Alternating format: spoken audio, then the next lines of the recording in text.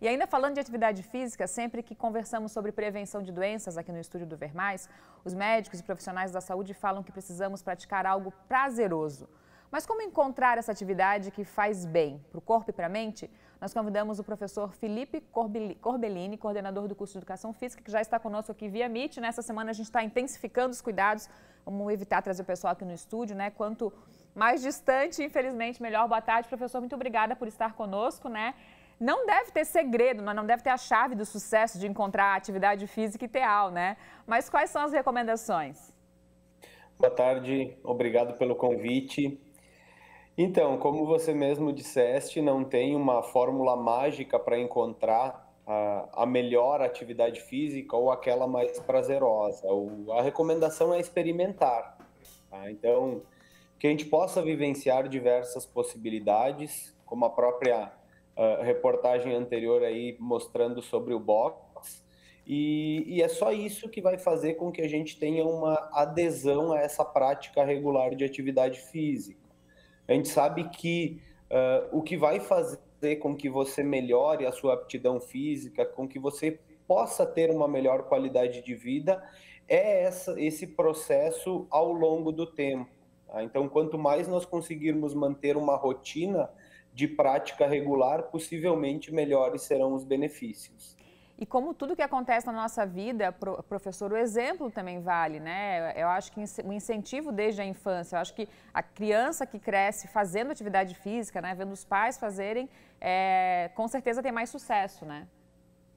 Com certeza, essa questão do gosto pela prática de atividade física, ela é algo que surge desde a nossa infância, pelo estímulo, desde o estímulo dos nossos pais. Depois também as aulas de educação física na escola acabam sendo um propulsor dessa prática e também oportunidades. Hoje a gente tem diversas possibilidades de prática, sejam elas indoor ou também outdoor, para vivenciadas ao ar livre. Então, principalmente em cidades maiores, possibilidades não faltam, basta a gente se regrar e, obviamente, se possível, sempre que possível, buscar a orientação de um profissional habilitado para que essa prática ela também seja benéfica e não venha causar risco de lesão ao praticante. Isso é bem importante. Se o pessoal de casa, se quiser participar, aproveitar, perguntar para o professor aqui, né? Que tipo de atividade física, se tem alguma dúvida, pergunte, 98405-2073. Já tem várias participações aqui. A Sônia, do Elias Galon, disse que faz musculação e que não deixa esse esporte porque ela gosta muito.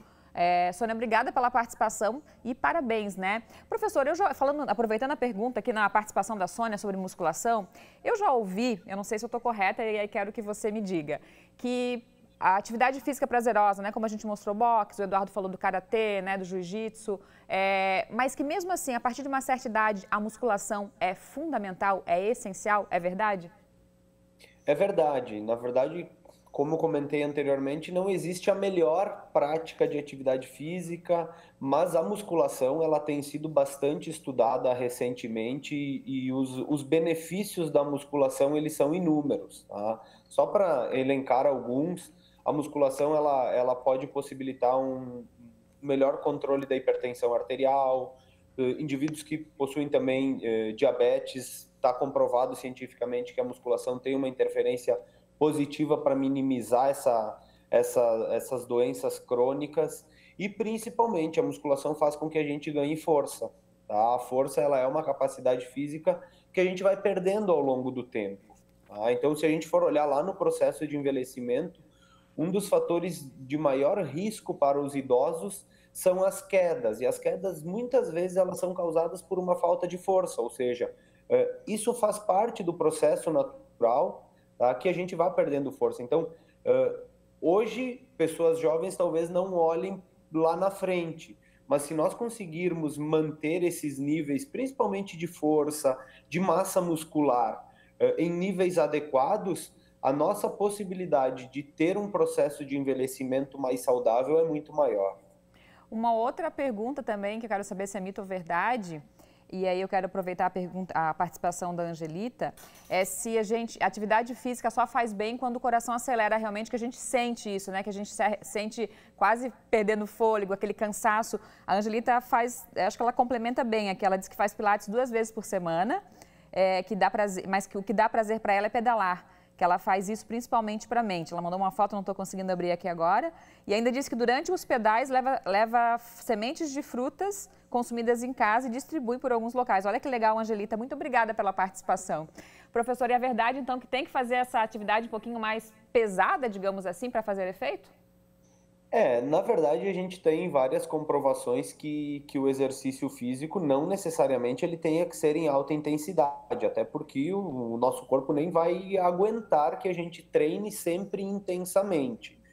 Mas é óbvio que tem algo que a gente chama, um termo um pouco mais técnico, que deve haver uma sobrecarga, ou seja, à medida que o nosso organismo vai se adaptando, nós temos que dar novos estímulos. E dependendo da modalidade, esse novo estímulo é num aumento de intensidade, e intensidade aqui a gente pode relacionar, eu senti o meu coração bater um pouco mais rápido, eu estar ofegante.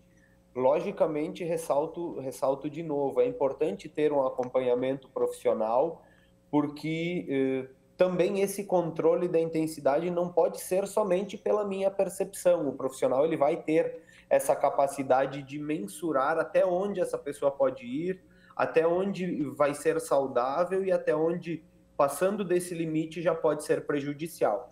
Agora, é inegável que elevar a intensidade da atividade ela é importante para que a gente melhore a nossa aptidão física. Professor, tem muitas perguntas, eu vou fazer a primeira já aqui, para o pessoal dar tempo de participar ainda.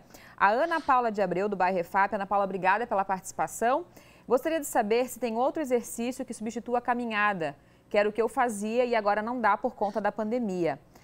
Ana, obrigada. Um beijo. E aí, professor?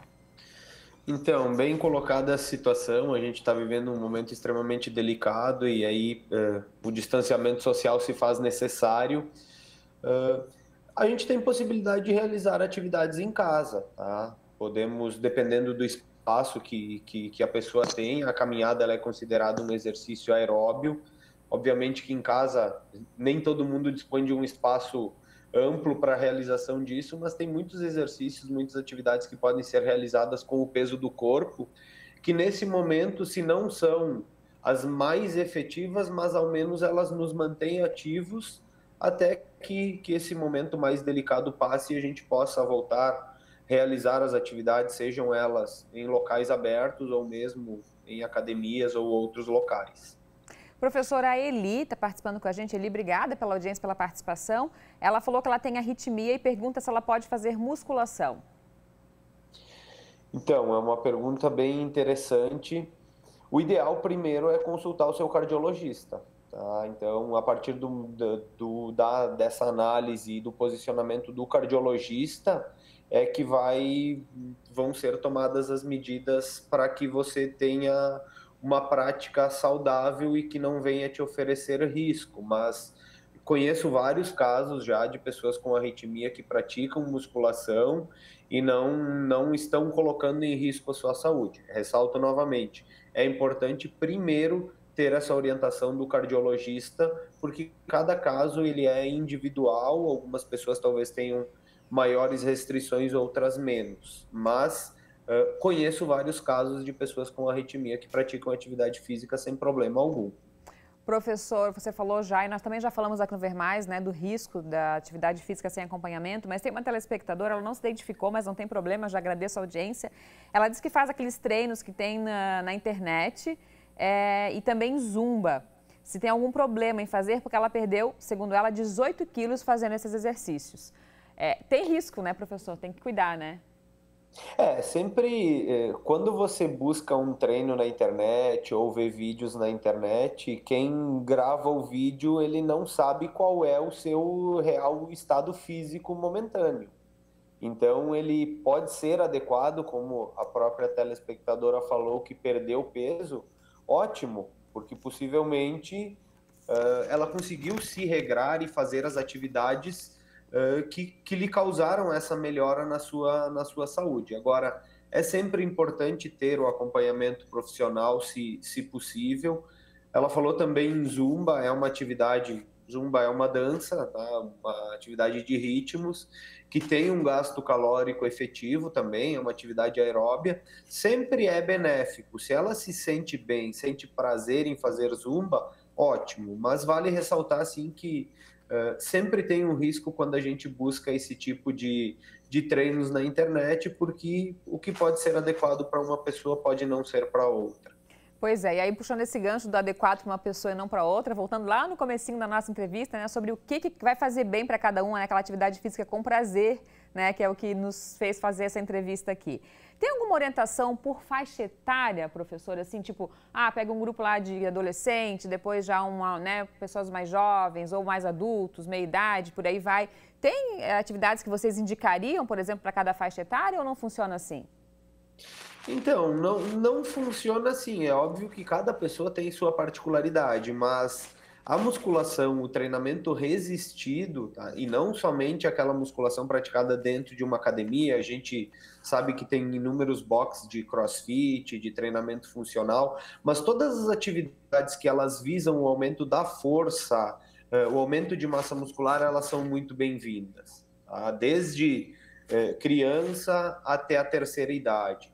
E, logicamente, o complemento com alguma atividade aeróbia sempre faz bem. Então, musculação com uma caminhada, musculação com corrida, ou propriamente uma prática de determinada modalidade esportiva aliada à musculação. E quando eu me refiro à musculação, todas as atividades que tenham uma sobrecarga, elas são benéficas. Os estudos têm mostrado que isso, quando a gente consegue aliar atividades aeróbias à prática regular de treinamento resistido, isso vai ter um alto impacto na nossa saúde e na nossa qualidade de vida. Então, de novo, não tem uma receita mágica, mas se nós conseguirmos mesclar essas possibilidades, com certeza a nossa qualidade de vida vai ser melhorada.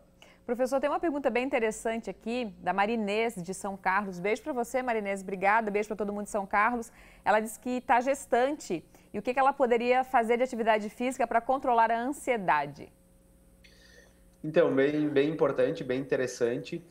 Se você não tem nenhuma restrição médica, que os médicos que te acompanham não vetam a prática de atividade física, qualquer prática, obviamente, que não tenha impacto, caminhada, depende do seu nível físico, até mesmo uma prática de musculação, ela é extremamente eficiente, dá para praticar tranquilamente até o 8º mês de gestação.